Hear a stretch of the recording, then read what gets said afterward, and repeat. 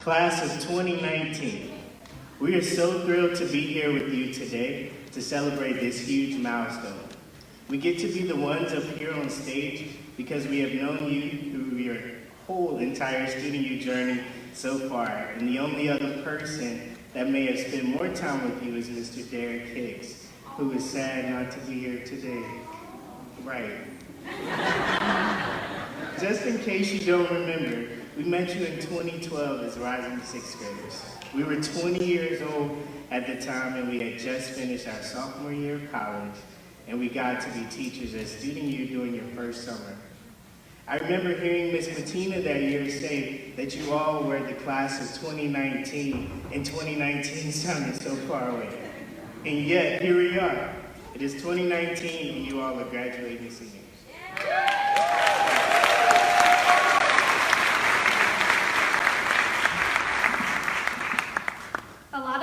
Has happened for all of us since 2012. You started and finished middle school and transitioned to high school. You did internships, you worked jobs, you went on college tours all up and down the East Coast.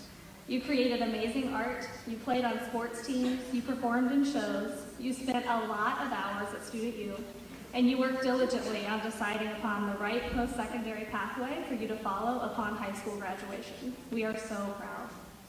A lot of life has happened in Mr. Chris's life and in my life too. For one, we also went on college tours up and down the East Coast with you awesome people. Chris graduated from UNC Charlotte. He worked at the Brody School of Medicine, and he just graduated this past December.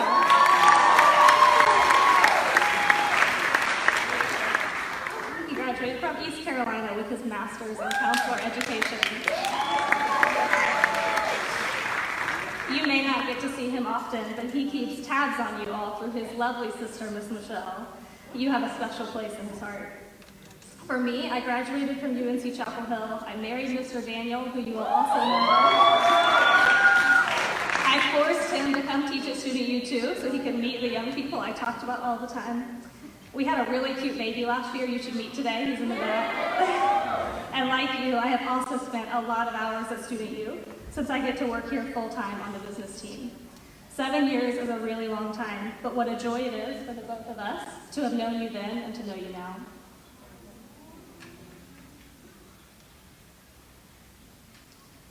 Miss Amy and I both recently read an opinion piece by David Brooks in the New York Times that narrated 5 lies that today's culture tells us.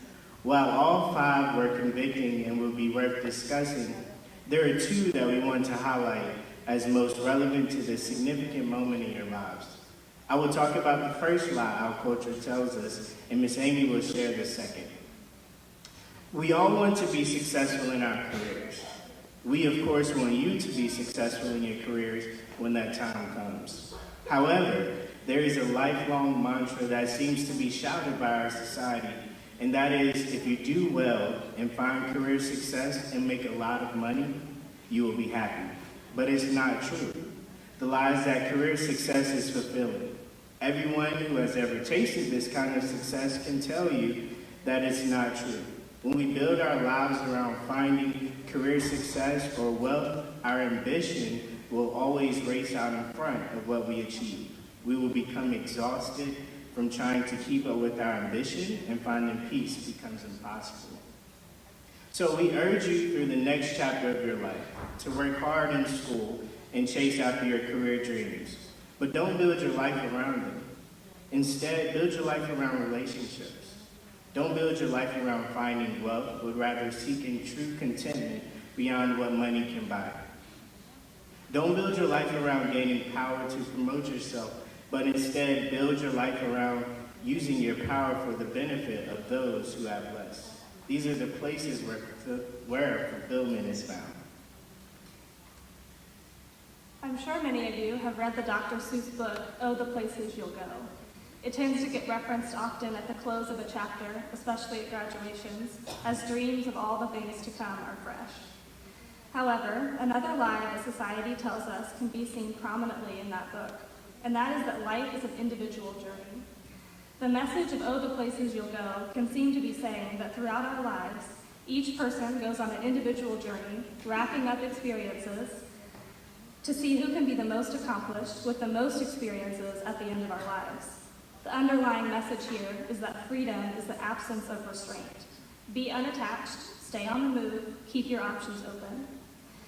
Now this next part I'm going to quote directly from the New York Times piece because it stopped me in my tracks when I first read it. It's posted in my office now, and Chris and I find it to be profoundly countercultural in the best way. In reality, the people who live best tie themselves down. They don't ask, what cool thing can I do next? They ask, what is my responsibility here? They respond to some problem, or they get called out of themselves by a deep love. By planting themselves in one neighborhood, one organization, or one mission, they earn trust. They have the freedom to make a lasting difference. It's the chains we choose that set us free. It's not lost on us, and I'm sure it's not lost on you, that each of you and your families have an intimate, first-hand experience with planting yourself in one place for the long haul.